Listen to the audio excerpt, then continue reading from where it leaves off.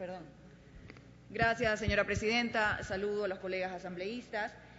En el debate anterior escuchaba cómo algunas asambleístas afirmaban que las posturas ideológicas se debían imponer en las acciones de gobierno versus el pragmatismo y la sensatez. Y hay que tener mucho cuidado con esas afirmaciones porque el enfoque único lleva a los sectarismos y los sectarismos llevan a los gobiernos, lastimosamente, a que esos gobiernos se conviertan en los gobiernos de las oportunidades perdidas. Salvo algunas excepciones, que en entre dientes se nota la aversión que sienten hacia esta clase de iniciativas, hemos escuchado incluso a las voces más radicales del oficialismo, pues defender ahora, incluso hasta con pasión, la importancia de la participación de la empresa privada en la economía. Y van a tener que aprobar probablemente esta ley con conceptos que nunca han promovido y que probablemente no creen. Pero finalmente, bueno, vamos a hacer algunas reflexiones acerca de la expectativa que ha causado este proyecto de ley en el país.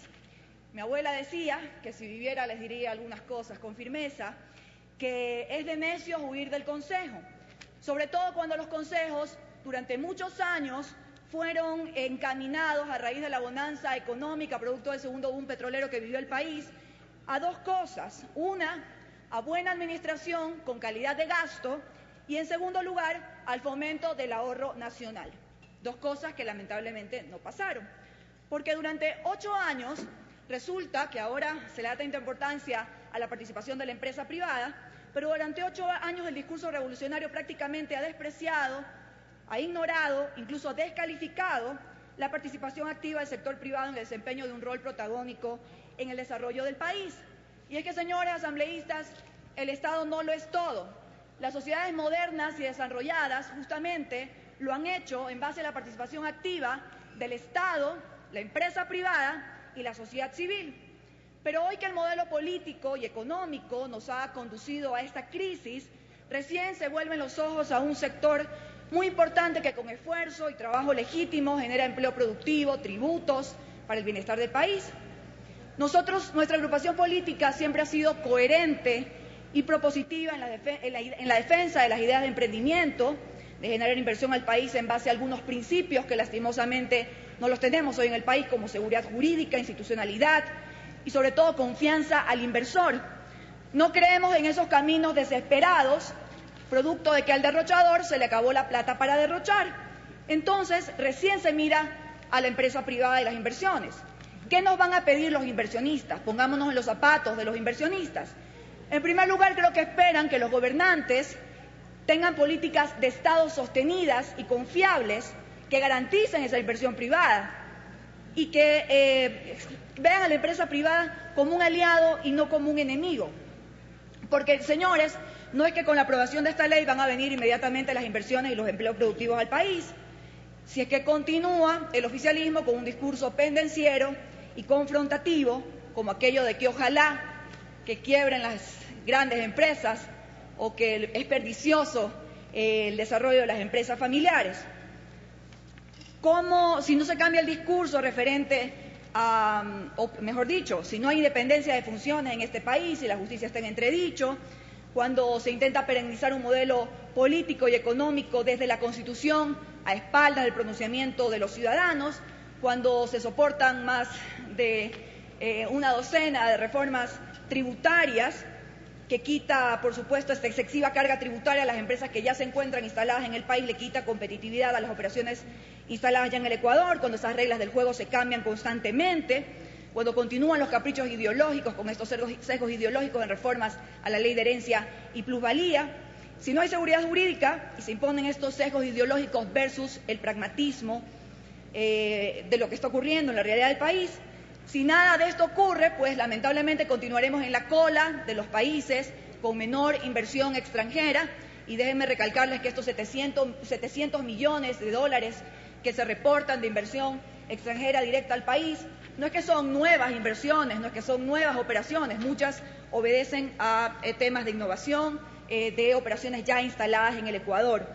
En la región muchos países, sobre todo los de la Alianza Pacífico, ya han incorporado esta normativa desde hace mucho tiempo, que ha brindado credibilidad y confianza a nuevos incentivos y a nuevas inversiones.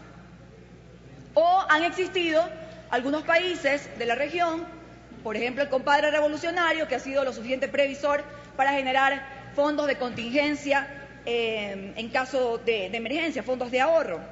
Pero quiero referirme a algunos aspectos de la ley. Esta ley, que está considerada con carácter económico urgente, se lo hemos dicho hasta la saciedad, que solamente va enfocada a buscar alianzas para financiar obras públicas y a generar beneficios tributarios para las empresas que financien estos proyectos.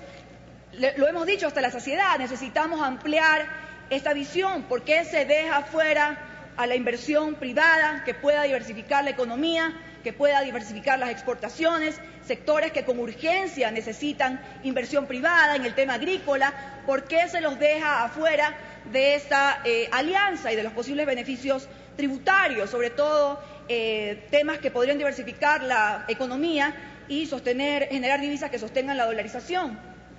Segundo lugar, yo sé que no están incluidos proyectos educativos aquí, pero creo que debe mantenerse la coherencia entre el discurso y las acciones. Escuchaba hace poco al ministro de Educación decir que cerca de 200 centros educativos van a construirse y va a contratarse con empresas chinas. Creo que hoy más que nunca, si hay pues la capacidad técnica y sobre todo el sector de la construcción, que se encuentra semi-paralizado, quisiera tener estas oportunidades. Hay que mantener coherencia en el discurso. De acuerdo, eliminen el impuesto al 2 por mil, que es discriminatorio para la ciudad de Guayaquil, que nos resta competitividad, es discriminatorio, y yo no estoy de acuerdo con que está vigente. Ese impuesto fue derogado en el Código Monetario y Financiero. Por otro lado, en vez de condonar la mora patronal, como lo están incorporando en este proyecto, que no tiene nada que ver, y es un tema completamente distinto de lo que se plantea, ¿por qué no se incluye una transitoria o alguna norma, una disposición que, por ejemplo, exija al Estado que se ponga al día con los acreedores nacionales? Ese realmente sería un incentivo para inyectar liquidez a la empresa privada ecuatoriana que quisiera participar de estos proyectos públicos que se presenten y que quieran participar en concursos públicos. En tercer lugar, entre las observaciones que también he presentado por escrito, se encuentra que se garantice absoluta transparencia en los procesos de selección de los concursos públicos, en el manejo de los recursos, para que no quede ni la mínima sospecha de los inversionistas nacionales ni privados que quieran participar, que haya una agenda de proyectos que ya tenga nombre y apellido de los adjudicatarios. Por último, señora Presidenta y compañeros asambleístas, desde algunas esferas de las universidades del país, pues ellos han hablado de la importancia que sería que los gestores privados establecidos en estos artículos de la Ley de Alianza Público-Privado sean portadores de nuevas tecnologías y cuyo usufructo pueda compartirse con las universidades del país, por lo cual sugieren un texto que voy a recomendar a la comisión, al asambleísta ponente del proyecto, que diría lo siguiente: dentro del ámbito del Sistema Nacional de Ciencia, Tecnología, Innovación y Saberes Ancestrales, siendo una responsabilidad constitucional del Estado asegurar el acceso a los conocimientos científicos y tecnológicos, se otorgará una valoración adicional a los gestores privados que incluyan en sus propuestas a las universidades y escuelas politécnicas integrantes del Sistema Nacional de Educación Superior. Conozco de buena fuente que esta propuesta tiene, entre algunos asambleístas del país, lo miran con buenos ojos. Finalmente, señores asambleístas, estas señales de apertura a la inversión deben ir acompañados de una cosa fundamental. Sí, señora Presidenta, una cosa fundamental, que es corregir el modelo económico y político, porque una muestra para poder generar credibilidad es generar confianza. El retiro del paquete de enmiendas creo que sería una señal de madurez política y no de capricho político. Está claro que el país necesita trabajo, credibilidad y que todos queremos sumarnos a la causa, pero para eso debemos ser coherentes y responsables entre el discurso y las acciones de este gobierno. Gracias, señora Presidenta.